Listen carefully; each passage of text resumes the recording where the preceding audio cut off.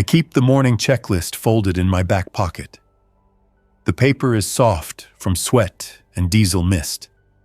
When the sun hits the rails at the right angle, the steel gives off a dull glare, and the mountains ahead look close enough to block the sky.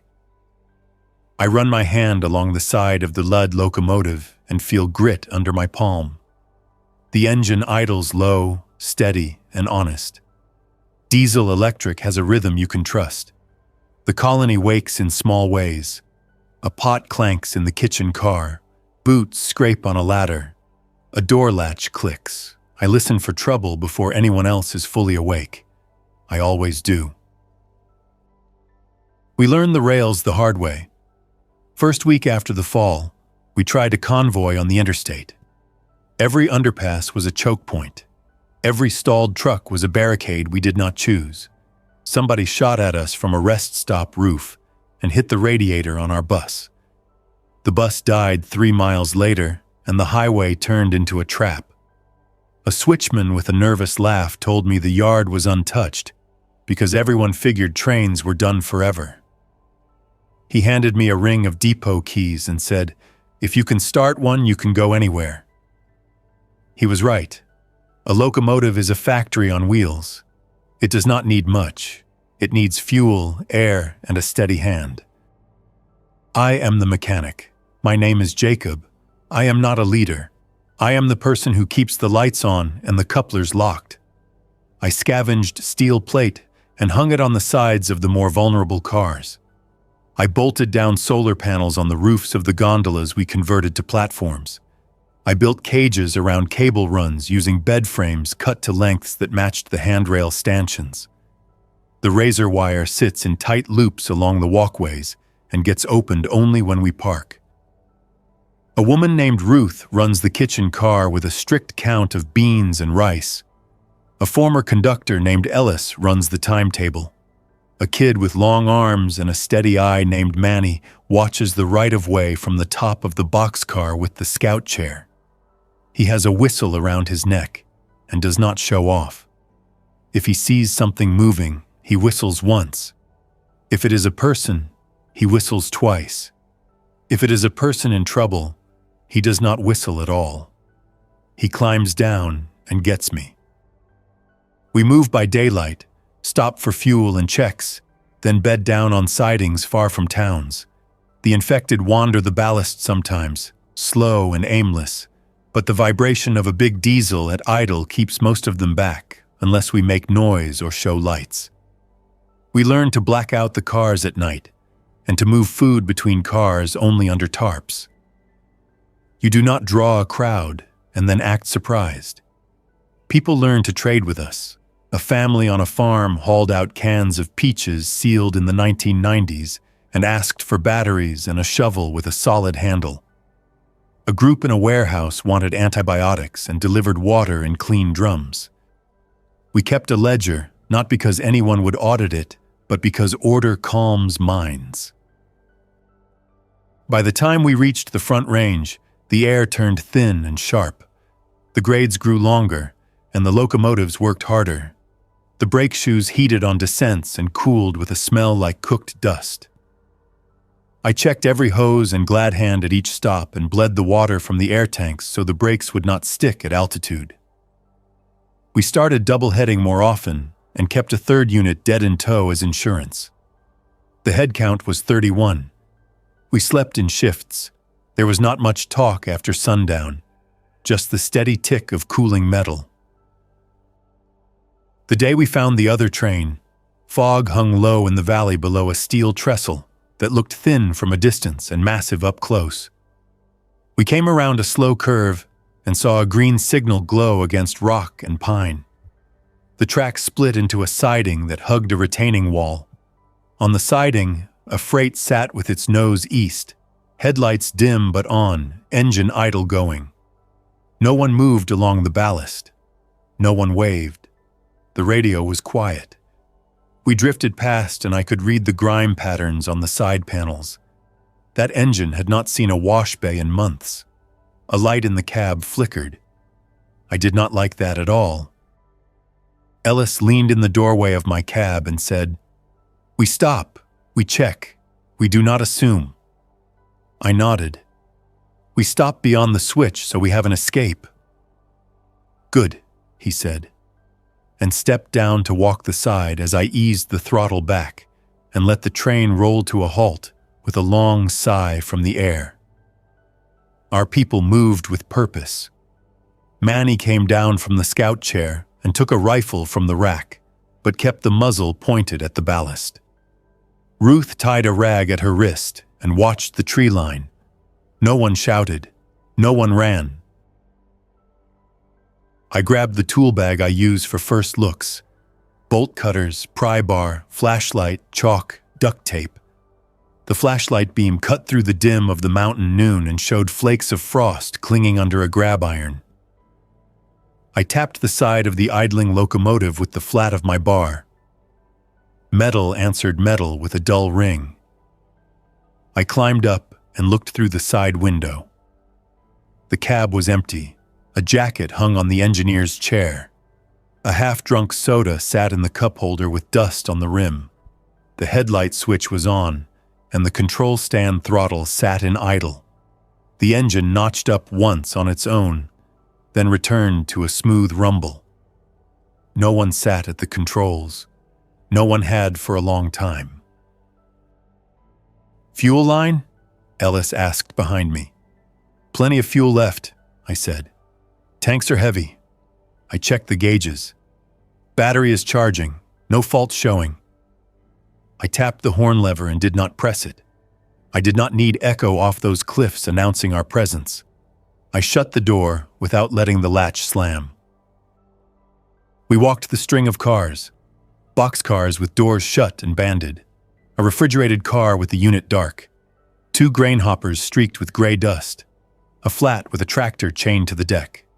The steel chain still felt oily. Nothing showed weathering except the surfaces that always did in this new world. Then we reached a boxcar with a heavy chain looped through the door handles from the outside. The chain ran through 2 padlocks of mismatched brand. The door had chalk marks on it, 5 tallies across, then a short line under them, then 3 more. I ran my finger over the marks.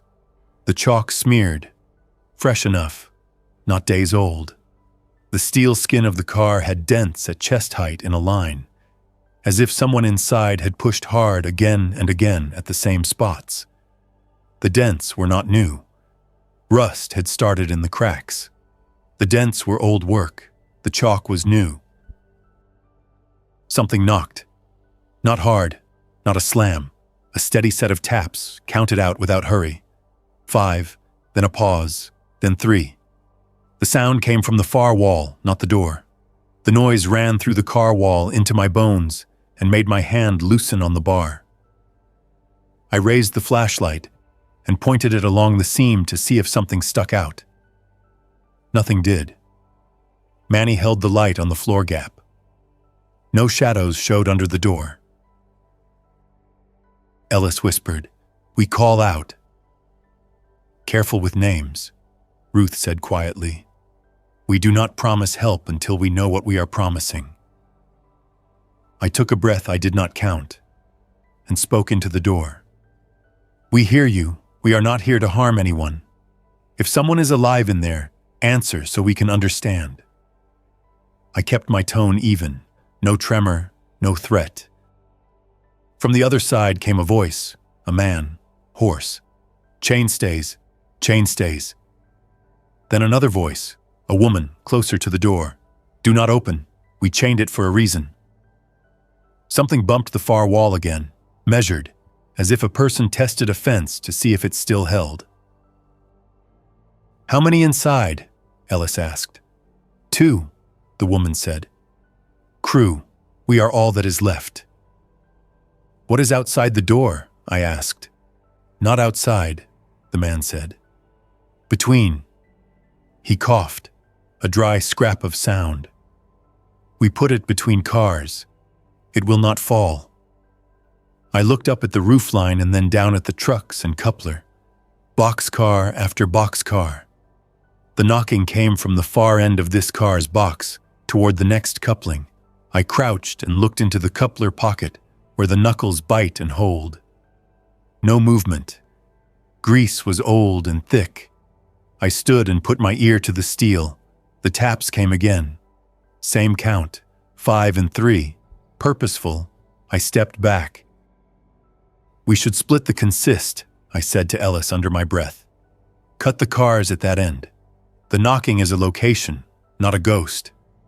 He nodded once. "Do it quiet." Quiet is relative. Railroads are not gentle. Even a careful cut is a chorus of metal under stress. But I could soften it. I sent Manny for the portable air bottle and a hose.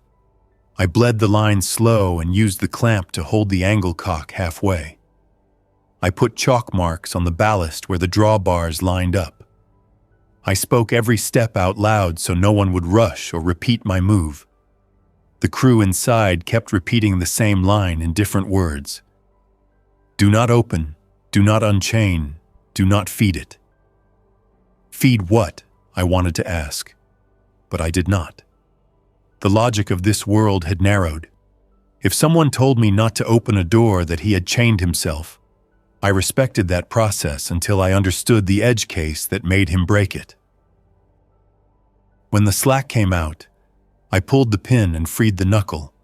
The cars parted by the width of my hand. The tapping stopped. For a moment the mountain was only wind and the sound of our own engine far down the line. Then something scraped between the two cars, heavy and stubborn, and the boxcar rocked half an inch on its springs. "Between the cars," Ruth repeated softly, trying the words on her tongue. "Could be a person tried to cross and got wedged," Manny said. He kept his voice flat, but his eyes were hard. "No person knocks like a clock," Ellis said. "We do," the woman inside said. "We taught it. We taught it not to call the others. We kept it between. We did not have the nerve to finish it. We failed." "Open a view at the roof seam," I said. "Not a door. I want eyes on the gap." I climbed onto the brake platform ladder and reached the roofline. The metal was cold and rough from grit. I used the pry bar on a seam hatch that had been secured with a lag screw. It gave with a small squeal. I froze until the echoes ran out into the trees. I eased the hatch back and stared into darkness. The shaft of my flashlight showed dust motes and an air that moved in pulses. A soft push, a soft pull. I kept my face away so anything that jumped would meet my forearm, not my eyes. The light drifted over a narrow shape wedged in the void where two cars met. The shape was wrapped in woven strapping, the kind used on pallets. The straps dug into a human form that had no right to be that narrow and still be animate. The head turned toward my light without a sound. The mouth was covered in a gag made from a belt and a rag. The eyes tracked the beam and did not blink. It had been trapped long enough that the skin around the straps had gone from bruised to a flat, old color. The spine was twisted in a way that could not be comfortable for a living person. But the eyes were aware, intelligent even. I withdrew the light and set it on the roof so the beam glanced off the far wall. "Human," I said. "Bound, wedged in the gap, gagged, alive, or something close. Do not remove it," the man inside said in a rush, as if he had been holding the sentence in his mouth for hours. "It learned to copy words. If you take out the gag, it will talk. It will call to others. It is smart in a way that is wrong." I swallowed and tasted the dry metal of the air. I have seen infected mimic sounds. I have heard them repeat a name they heard enough times, not because they knew the meaning, but because the vibration felt familiar. This was different. The taps had a count. The voice had a strategy. The crew had built a cage that was the length of a coupler. They had used the only tool at hand: geometry. "How did it get there?" I asked. "It tried to climb between cars when we were moving slow. the woman said. We put the brakes on and locked the angle cocks. It slid down. We jammed it in with bars. We chained our door so no one would let it out. Then we kept the engine running to hide the sound. When fuel ran low, we gave up. We hoped for a rescue that would not rescue it. I lowered my face near the hatch again. The bound figure shifted, testing the straps, and the head bumped the metal. 5 bumps and 3. Then it went still, as if counting the time between my breaths. I slid the hatch back into place without latching it. I wanted a barrier and a quick path for a second look. Rescue means we pull you out, and we leave that in the mountain, I said. I will not move your chain without your consent. You built it for a reason. Take the car behind us, the man said. There is a side door halfway open, wedged with a pipe. There is a ladder down through the floor from there to the creek bed. We can move through without touching the door you see. He spoke like a person who rehearsed the path every hour while staring at the same wall. We mapped the approach in a whisper. Manny watched the ridge. Ruth moved our people back 50 yards and posted 2 seniors with whistles at each end of our train to keep the colony from drifting forward out of curiosity. Ellis set the brake on the abandoned car we would not open and chalked a wheel with a stone so it would not move when we did. I kept my hands busy with simple, clear steps. The body does not argue when it has a job. The car behind the chained one had a door that stood open the width of a backpack. A bent pipe held it. Inside lay a square cut through the floor. Someone had removed a maintenance hatch and built a ladder from angle steel bolted into the joists. I smelled water and cold rock. I heard the slow wash of a creek against stone. This is their escape path, I said. Good, Ellis answered. We become the end of it. He tied a climbing rope to his belt and fed the slack to Manny. If I yell, do not pull me back right away. Count to 5. If I keep yelling, then pull. I do not want to tear something and fall worse. No yelling, Ruth said. Whistle we can support. Keep teeth closed on the whistle so you do not lose it. Ellis nodded and held up his hand in thanks. He went down the ladder one careful step at a time. The rope slid through Manny's hand without a burn. The water sound grew louder, closer. My light reached to the creek, a dark ribbon with white rims where it worked past stones. Ellis reached the creek bed and raised his hand. Clear, he said, voice a hush that did not echo. He stayed in a crouch, scanned the tree line, then tapped the ladder. Send one more. Ruth touched my sleeve. Go, she said. He needs an engine mind at the other end. I went. Cold wrapped around my ears as I descended. The creek was not deep, but the water was unforgiving. It did not care if humans needed rescue or supplies. It only wanted gravity. Under the car, the space between the ballast and the floor joists formed a pocket. If someone released the chain at the boxcar door above, this path allowed the trapped crew to slide through and exit without getting near the thing wedged between cars. Smart. Cruel that it had to be built. But smart. We moved along the creek bed to the other end of the chained car. There, under the coupling, the shape hung in its straps, feet not touching ground, shoulders turned at an angle that would destroy tendons in a person who needed tendons. The eyes followed light again and did not blink. A low sound started in its throat, rose to the back of the mouth, and then stopped. The gag cut off anything more. A shadow moved above, behind the slats of the car floor.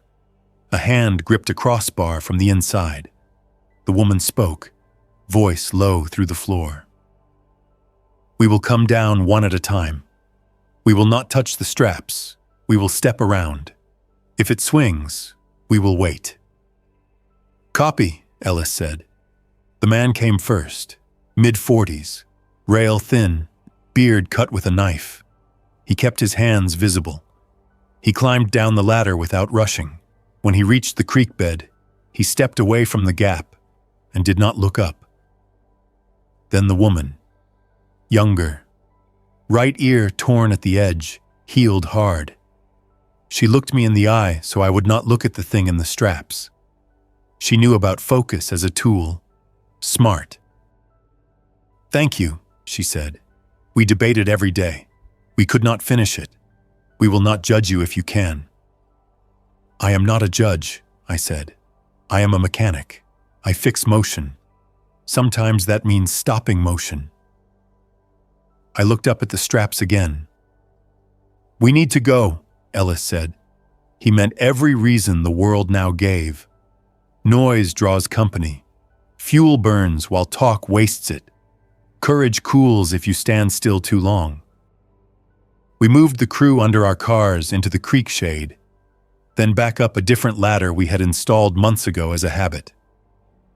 Habits like that feel silly when you install them and run your knuckles on the steel.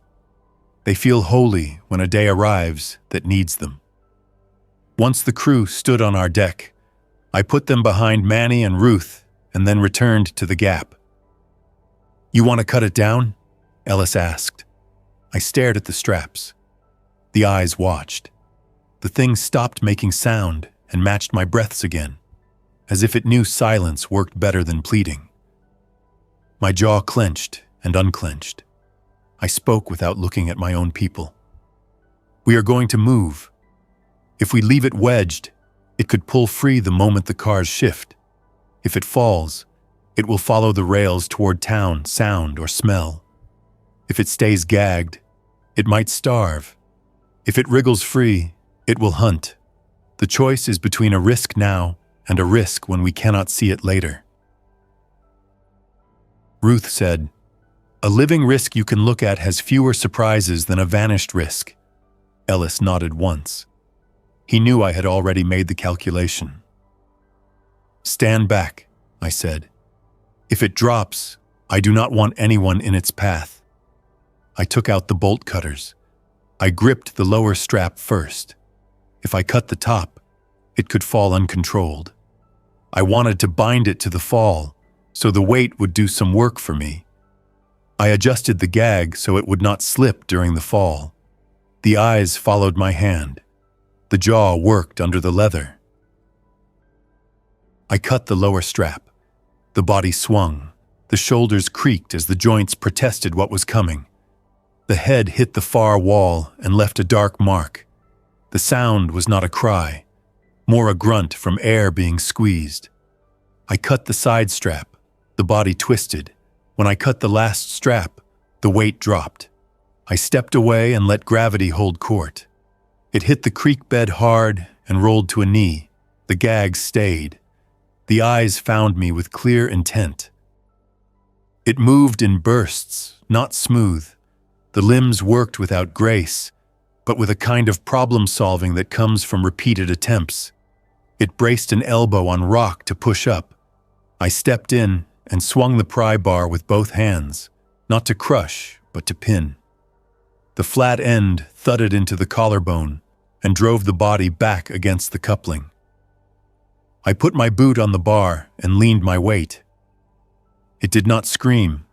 It used silence as a tool again, saving sound for something useful. The mouth worked against the gag. The tongue pushed uselessly at leather. "Knife," I said. Manny dropped one into my hand. I cut the old belt from an officer's holster, the one that cinched the gag. The leather came free and the rag fell to the ground. The mouth opened and an awful human voice came out of a throat that had not earned its words. "Stop," it said. Then, "Please." Then my name, Jacob. The syllables landed clean, as if it had practiced them all morning. My hand tightened on the bar until my knuckles cramped. "Where did you hear my name?"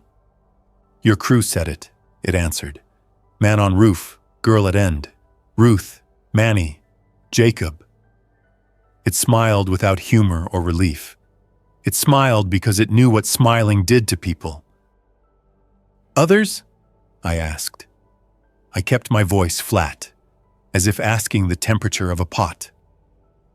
"Others hear when I call," it said. "I call in the tunnels. I call in the yards. They come." It tilted its head and studied me. "Let go." I looked into the eyes and saw calculation, not hunger. It wanted an outcome, not a taste. My jaw clicked. No. I shifted the bar and jammed it under the chin. The mouth shut. The tongue could not form shape with that pressure. The eyes narrowed again, but the body kept testing against the leverage. I looked at Ellis. He met my eyes long enough to show consent. I remember the first time I had to end a person after the fall. I wish I did not. Today felt different. This was a problem, not a duel. I drove the pry bar sideways until the head met steel. The skull did not break easy. Nothing is easy with old bone. It took more than one clean strike with the back of the bar. The sound was clean and dull at the same time. I do not dress that up for anyone. The eyes lost calculation and then lost focus. We wrapped the body in a tarp that once covered a pallet of bottled water.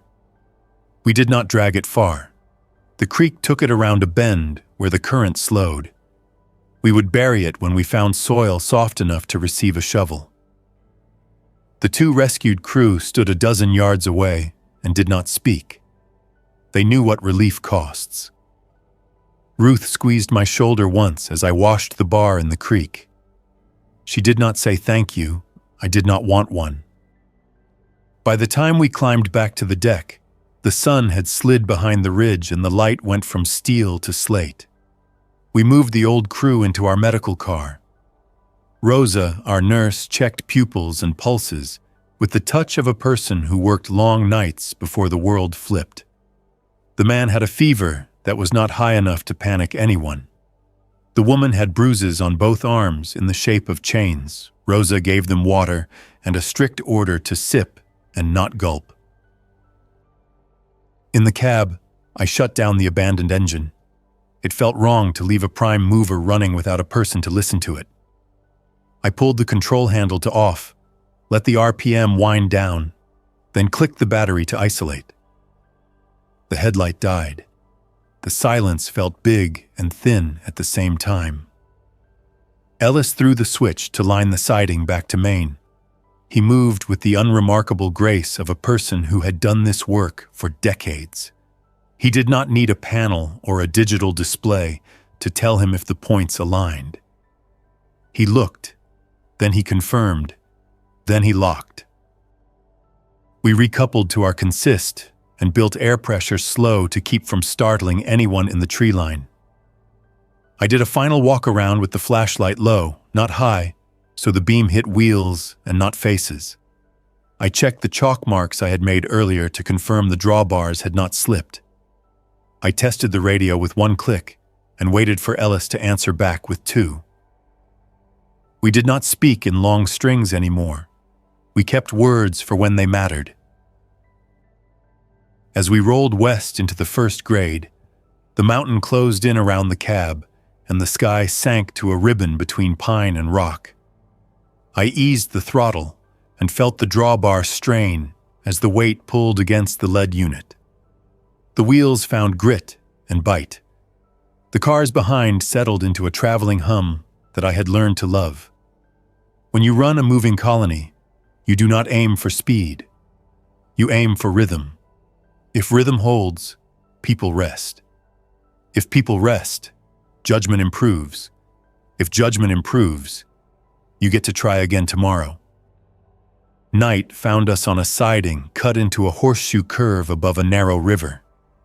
We killed exterior lights and hung dark screens at the windows, then shifted into camp mode without announcing it.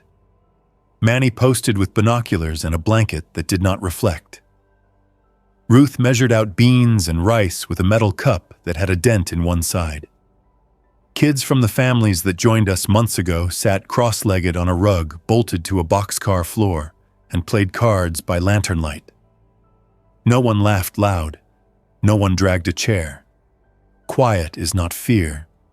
Quiet is discipline. The rescued woman finally gave her name when the lantern made all of us look softer. Mara. The man was called Harlan. They were not a pair before the fall, but the rails had pushed them into one out of use and need. They ate in small bites and said thank you to the food as if someone else might be offended if they forgot the ritual. When Ruth asked what they had been hauling, Mara said, "Paper products, cups, plates, napkins. We burned some when we ran out of kindling." Then she looked ashamed. I shook my head to cut that off. We do not waste shame on survival. Harlan said, "That thing learned our names in 2 days. It repeated them in the night. It did not chant. It said them like it was checking a list. We tried to ignore it. Then we tried to talk over it. That was worse. It grew quiet when we spoke. It saved its voice for when we were tired." His hands shook in a small way until he tucked them under his thighs and used his weight to still them. Mara said, "We thought about ending our own lives to keep it from ever getting a chance to use us for bait." She did not embellish or ask for comfort. She put the words down like parts on a workbench. We did not. We waited. We made tallies on the door to prove time moved. She looked at me then. "You moved it. You finished it. That was kinder than leaving it to starve." "Kind is a big word," I said. "We did what the track required. We could not move forward with a trap sitting behind us." Later, when most of the colony slept in their bunks and the mountain wind sounded like breathing through a cotton filter, I sat in the cab and watched the dark gap where the river disappeared under the trestle. I kept the window cracked a finger to hear the rails talk. Rails talk when the world moves. Even in stillness, there is a faint ping as metal cools. I waited for an echo that did not come. Rosa climbed in and perched on the second chair. "You are thinking about the voice," she said. "I am thinking about the pattern," I said. It counted. It did not call randomly. It used count to keep itself from being noticed by the rest. A human taught it. Not to be kind, to stay alive. "Could be infection adapting," she said. "Could be survivors forcing adaptation. Not a new story. Every tool we build cuts 2 ways." "Either way," I said, "we cannot let our names travel on the wind. Use hand signals tomorrow. Keep radio to clicks unless a train is on the other side of the hill pointing at us." She nodded. "I will tell Ruth at breakfast." At first light, frost glowed in the grass and animals moved along the ridge. The kids pointed and whispered. We bled the brakes and checked bearings with hands wrapped in cloths so we would not leave skin on cold metal. We moved out slow, then found our rhythm again. The grade steepened and the locomotives dug in. I watched the amperage and kept the needle below the red so we would not blow a traction motor on a curve. I talked to the engine under my breath. Not in words for comfort, but in words for habit. You tend to a thing, and it tends to you. At a summit sighting, a sign still hung on a post, bent by wind. Tunnel 9 ahead. We stopped there for a 10-minute cooling check. Tunnels hold ghosts of exhaust for hours, and the infected wander to the sound of echoes, noses lifted, unsure which direction holds meat and which holds wind. We kept the interval short. As we rolled toward the tunnel, the world went from open pine light to a hole in the mountain that swallowed daylight in a single step. The engine's sound multiplied against stone. Headlights went to low beam so the light would not blind us in our own reflection. The air turned heavy and old. Halfway inside, A clanging started behind the third car, sharp and angry. I checked the rear camera. In the dim, a dark shape swung from the side ladder of the locked boxcar we had left behind on the other train. "Not possible," I said out loud without meaning to. "We cut that consist." Ellis leaned forward. He had eyes made for distance and darkness. "Not ours," he said. "Another set of wheels in the tunnel, on the same track, coming toward us." I hit the horn this time. Short, sharp. The sound came back at me and layered into something too big to parse. I threw the engine into dynamic braking and watched the amps climb into the safe range. The air filled with the whine of fans spooling up. Our cars pulled against the drawbars and tried to climb through us. Manny blew one long whistle from the scout chair to say obstacle. The pinched space of the tunnel threw back sound until it all piled into a mess. A light bloomed ahead. Not bright, not steady. A headlight, an old one with a tired bulb. It bobbed, then steadied, then bobbed again. The engine attached to it rolled slow, then stopped. The light died. The tunnel returned to black. "Hold," Ellis said. He did not have to say it twice. I set the independent and kept the train stretched so slack would not run in and hit us from behind. We waited without breathing, loud. The dark pressed close. Then a voice came from ahead. Not from a radio, from the air. "Stop," it said. Then, "Help." Then my name again. It said Jacob with confidence born of practice. The sound did not carry the wet gurgle of a ruined throat. It sounded human, healthy. It sounded wrong. Mara stepped into the cab and put a hand on the doorframe to steady herself. "It found another engine," she said. Her jaw was set in a straight line. "It learns where echo carries." "Windows up," I said. "No one speak a name. No one answer." I switched the horn to a long blast and used it to drown any call that might shape letters. The sound stabbed into the tunnel air and shook rust from the ceiling. Pieces rained down and clicked on the roof of the cab. We started forward, slow, controlled, every wheel biting into steel. The dynamic brake fans screamed. The dark engine ahead sat quiet, dead, a carcass blocking half the way. As we eased past, our headlight caught movement on the catwalk of the dead engine. A figure crouched low, hands wrapped on the rail. The face turned into the light. The mouth opened. The lips formed a word. I hit the horn again and never learned what sound it wanted to make. Manny stood on the roof of our boxcar with a length of chain and swung it in a clean arc. The chain hit the figure's hands. The fingers lost the rail and the body dropped to the ballast. It scrambled toward us, jaws working in empty air, then turned and ran toward the dead engine, as if protecting it. The tunnel swallowed it. We cleared the dead engine by inches. Paint from our handrail smeared onto its side. The headlight burst out into mountain sun in a single clean step, and the world went from black to blue. The train shook once as slack found a new home over a crest. Then we were through. At the next siding, I pulled the brake and let our weight settle. I cut the engines and opened the side doors to vent the tunnel stink from our lungs. The rescued crew sat on the floor of the kitchen car with blankets over their legs. Ruth poured coffee that tasted like burnt dirt and peace. Ellis leaned against the coupling and looked at the grade we had just beaten. He did not speak for a full minute. Then he said, "We do not answer voices in tunnels. We do not learn our names twice. We mark the map." I took the ledger and wrote in the margin where I usually note fuel numbers. Milepost 441 to 443 holds voice traps. Engines dead on track. Do not stop for help unless eyes confirm human without mimic. The words felt thin for the size of what they described, but paper does not care about drama. Paper likes facts. We moved again as the sun slid toward the ridge.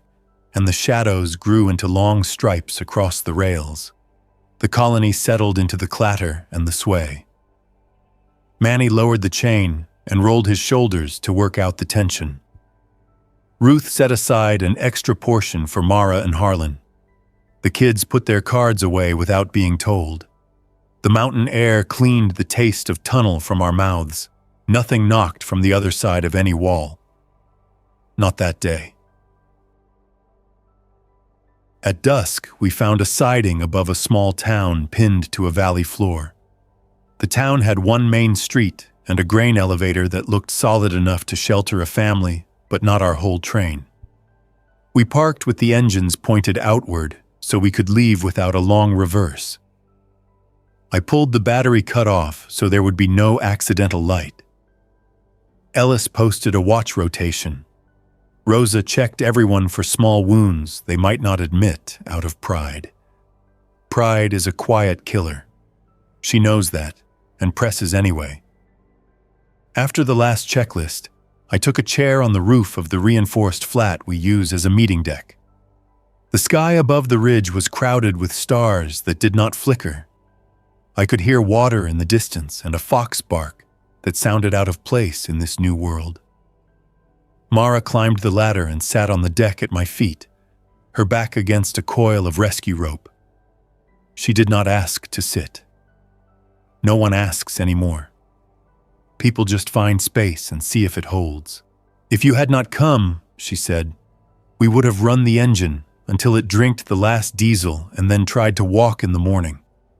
We would have picked the wrong direction and listened to our names thrown back at us by stone.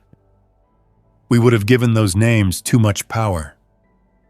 You held out, I said. That is a skill. She turned her head and looked at the razor wire in its loops and the solar panels with dust on them. You built a moving town, she said. You moved forward without pretending you were safe. You left room for fear without giving it the wheel. That is a skill, too. I shook my head and stared at the shadow of our own engines, stretching long across the ballast. It is not brave, I said. It is work. I paused and let the words sit between us. Work keeps people honest. It keeps stories from swelling until they break the truth. Mara nodded. Then keep me busy tomorrow, she said. I want to learn your checklists. You can start at dawn, I said. Wear gloves. The metal bites when it is cold. We slept without drama. That line reads simple, but in these days it is a statement heavy as steel. Morning came with frost on the rails and a pale stripe of sun on the ridge. I took out the soft paper from my back pocket and unfolded it. The checklist had grease on the corners and a new addition at the bottom. A small square drawn around the words, "Do not give your name to the mountain." I did not remember writing it, but the letters were my own. I ran my hand along the side of the Lud locomotive and felt grit under my palm. The engine idled low, steady, and honest. I checked fuel, air, and sand. I checked couplers and cocks. I looked at my people and saw that they were already at their posts by the time I reached the last line on the list. The whistle on Manny's chest rested against his shirt. Ruth tied a rag at her wrist. Ellis leaned in the doorway and waited for me to nod. I did. The world rolled, and we kept going.